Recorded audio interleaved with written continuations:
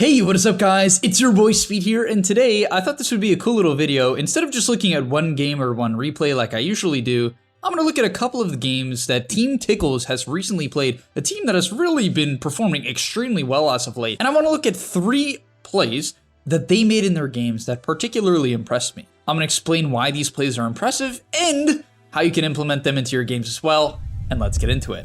By the way guys, if you want to become absolutely broken, well, what you need to do is sign up to the GAMELEAP website down below right now. The reason why you should do that is because every single day we post a new video there.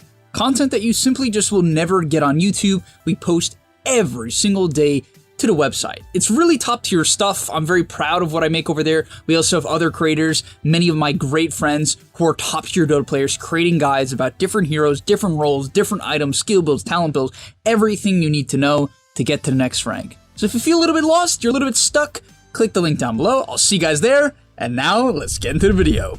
So the first play that was very significant to me was in a game where they were down 7,000 net worth.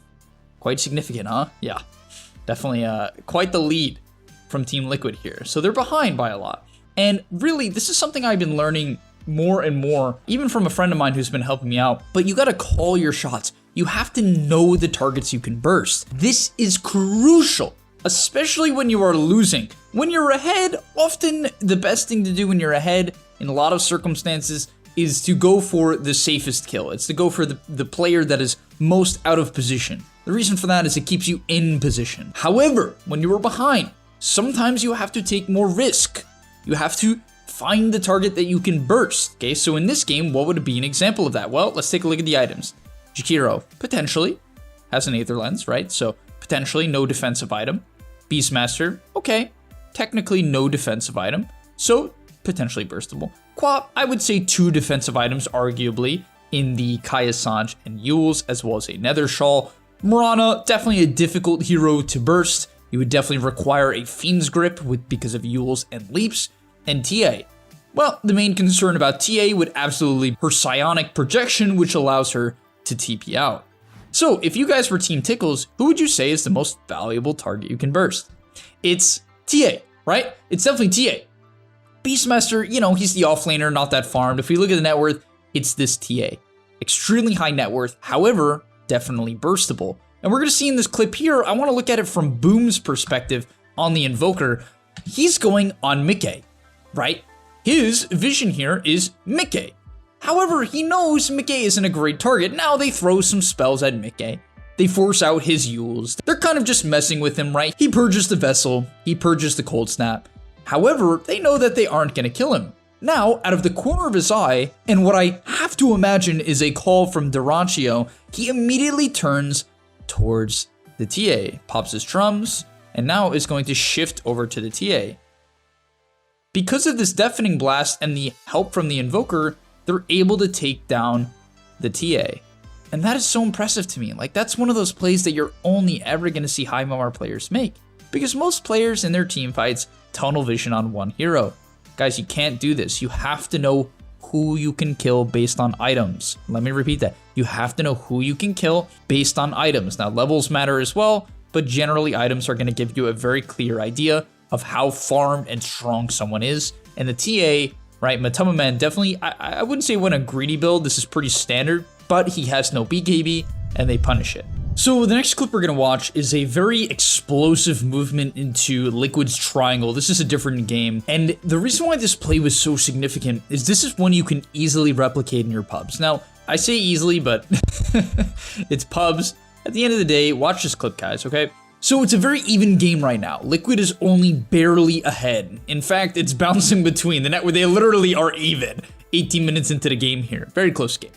Now, neither team really has a map advantage right now, at least from my perspective. Neither team, like literally the waves are completely even. This wave is here, this wave is here, right? These are matching, and then mid is literally in the middle. Both teams each have their tier 1s, have taken the enemy safe lane tower. This game is as even as it gets. And what's so impressive to me from Team Tickles is their willingness to take a chance here. I genuinely believe most teams, most tier 1 teams, would not have the willingness to make a move into the enemy triangle, and for somewhat of a good reason. Making a move into no vision is frankly risky, right? It's frankly risky. If you walk into here, it's risky. But what I love here is that number one, Boom pushes in the mid wave. If you're ever gonna make a smoke play, it's good to push in a wave like that. It can often ease the pressure from the enemy team. They're not gonna expect you to do anything. Why? Because you just show it on a mid wave. They're like, oh, they're just mid.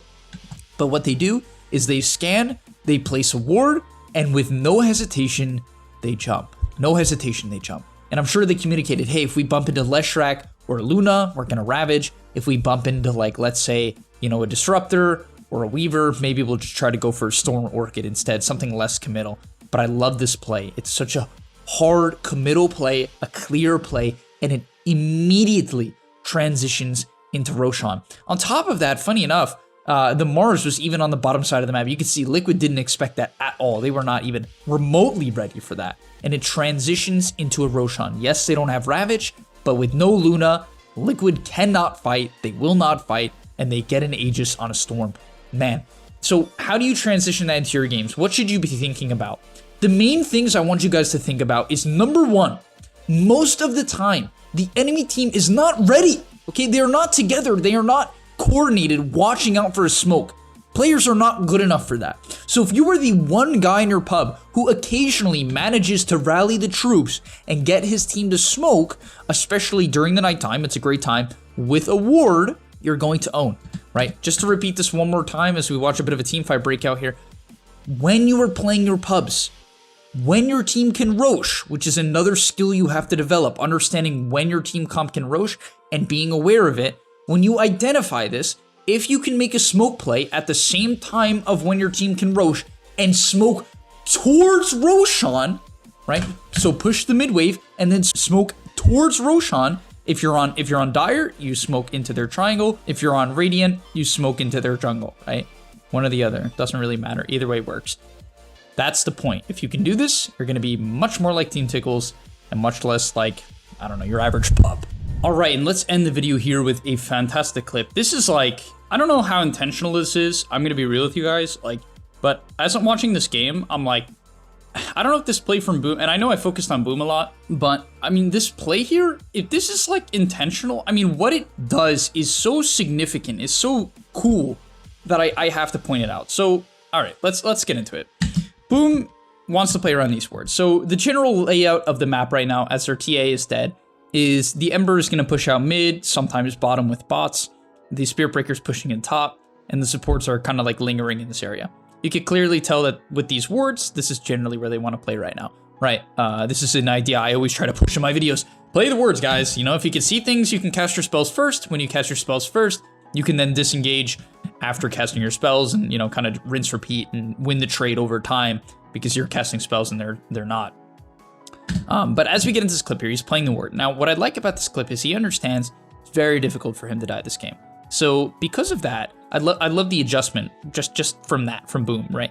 Anytime you're playing a hero like Ember, Jug, Slark, these mobile heroes, when you can put pressure on the map and like play up, often you should, because it creates chaos and it makes the enemy have to worry about movements. They have to worry about you know, potentially having backup. And look at this, okay? So Boom is making a play into here. I like this patience, right? Waits till they come up onto the hill, waits for 2-man chains, and has Flame Guard going now. So he does most of Insania's HP. Unfortunately, his Flame Guard gets popped. I personally feel like he should take the Flame Guard Absorption talent, you know. I'm just gonna put that out there. I feel like if you're gonna take a Flame Guard DPS, you should take Flame Guard Absorption. Just, you know, just saying, you know, it's a bit of a mistake. But either way, moving on ahead, he, you know, slights one more time and then realizes I have to get out. Okay, so his gameplay is very clear here though. He leaves a Remnant out and then plays this ward. So he has an easy disengage. Once again though, it's very hard for them to kill him. They do not have heroes that easily kill Ember Spirit this game at all, right? They don't. Slaughter is not that good of control. The rest of the heroes basically don't stun at all. Now, what's so awesome about this play is what happens after he disengages. Look at it from the perspective of Team Liquid. They see an Ember Spirit relatively hard committing on an Ogre. I think we can all agree on that. He went pretty aggressive. On top of that, the TA is dead, so it looks like a very favorable fight from the perspective of Team Liquid. This Ember Spirit's going in. He used a lot of his mana, right? It's on their high ground. It looks quite favorable. So Team Liquid is going to all shift over, right? The Quap shifts over. I think she TPs. The Slaughter shifts over. They're all here now, right? Literally all of Team Liquid is here. However, honestly, to somewhat of Team Liquid's mistake, they sit on this high ground with no D wards. They have no sentries. They are literally sitting on wards. And this is what's so cool. Boom not only forces rotations and collapses the map of Team Liquid, but he also baits them to play on his wards. So now, as you're going to see from the Spirit Breaker, he has complete vision and is able to get a very clean charge onto the Razor. Frankly, he gets a little bit lucky with his bash because it allows the Inkswell to be the perfect chain stun here. So definitely a bit of luck, then can follow it up with the ulti into a BKB. And now the Razor's just completely out of the fight. But the reason why this started is number one, Boom chipped him down, right? So the Ember Spirit chips this guy down. Spirit Breaker now, because of the vision, can charge one of the low HP heroes, optimally here being the Razor. And now the Razor pops BKB, but has 2 HP. He has no HP and just dies. Just dies from full. And now they're able to take a complete team fight on a hill. This sets up for a beautiful charge into another Inkswell. They take down the Quap, they take down the Slaughter, Razor's dead, and I think Weaver gets away because it's a stupid hero. But yeah, just such an incredible fight. I mean, overall, once again, the team fight selection from Team Tickles here, the setup from Boom, you know, such an advanced play from the Ember Spirit. I love the Sange. You can see his mentality is, I'm going to set up the fight. As long as I have this Sange, I'm practically unkillable. I can make very aggressive moves, bait rotations, force engagements onto our vision, onto our wards, and go from there. But yeah, thank you guys so much for watching. I hope you enjoyed and liked this different sort of style of video. If you did, smash the like button, subscribe to the channel, and let me know in the comments what you did or did not like about it. And I'll see you in the next one. Peace! And that's all, but remember, before you leave, come on, before you tune out, subscribe to the GameLeap website where we are going to help you get to the next rank. If you're stuck, click the link down below, and I'm out. Peace.